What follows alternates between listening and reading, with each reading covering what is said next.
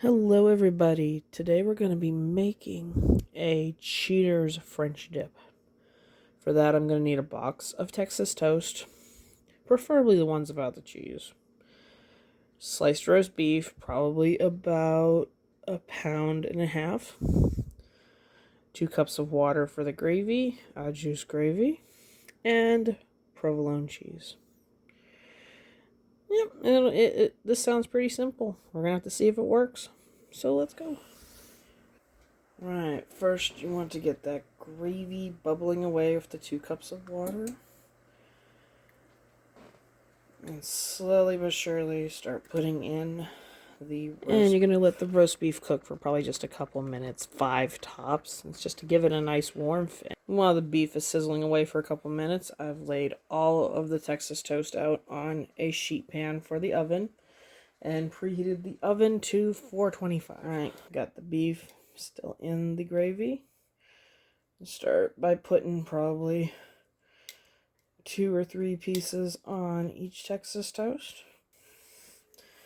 And then onto the beef, I'll be adding a slice of the provolone cheese. The sandwich part of it in the oven for about 10 minutes tops. The last 2 minutes was broiler time, just to give it that nice crust and the little brownness that I like. But now the best part's here, trying it out. Let's go ahead and take a bite. I gotta say this has pretty good flavor for just being a throw-together Cheater's little French dip. I love the taste of the Texas toast with the sandwich. It's kind of more like an open-faced sandwich, but the gravy's nice. I used a packet of gravy. Can you make it from scratch easily? Sure.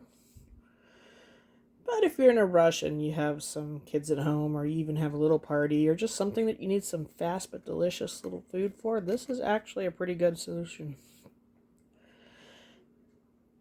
I think next time I might either get more roast beef or make my own and then slice it. That would improve it, but still a fun little lunch.